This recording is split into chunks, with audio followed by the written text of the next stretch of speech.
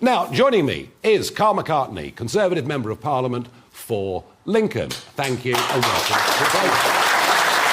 Good to be here, thank you. Carl, you're a passionate Brexiteer, strong Boris Johnson supporter.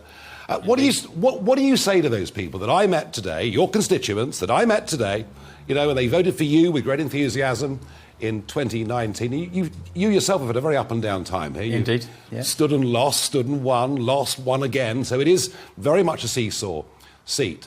But when you see 11,000 foreign criminals that haven't been deported, a big new government initiative today, Nigeria now. Nigeria will take our foreign criminals. I reckon there's about as much chance of that working as Rwanda taking people that cross the English Channel. What say you? Well, unfortunately, as you've already mentioned, I think the lawyers are having a bit of a field day, those left-leaning lawyers, shall we say.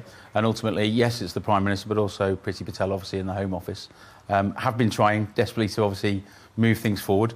And I think that the British Bill of Rights, as it comes forward, will help achieve that. Do you? Do you really, honestly and truthfully think that a British Bill of Rights, all the while we're still signed up to the European Convention on Human Rights, and where the European Court in Strasbourg will still have supremacy over our law? It doesn't work, Carl, does it? Well, it's got to. We said this. But we've been hearing this ever since you won the election. We've been hearing from Priti Patel. You know, now we hear life sentences for traffickers. None of this works. The Rwanda policy, you know, was thrown out to the country. This will be the solution. It's failed. And there's no good you and Boris blaming lefty lawyers. The truth of it is, seems to me, that if we really want to get back control of our borders, we have to leave the European Convention on Human Rights and complete Brexit. Perhaps I don't disagree with that, but going back to where you said it's failed...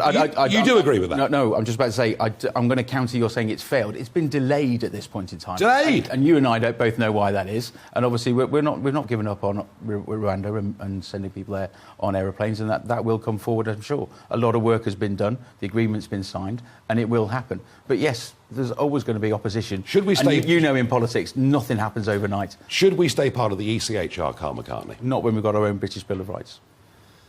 Well, you're going to have to do a bit of pushing and jabbing. Indeed. With Dominic Raab. Dominic Raab. And there's plenty of backbenchers who feel the same way. Well, you better do.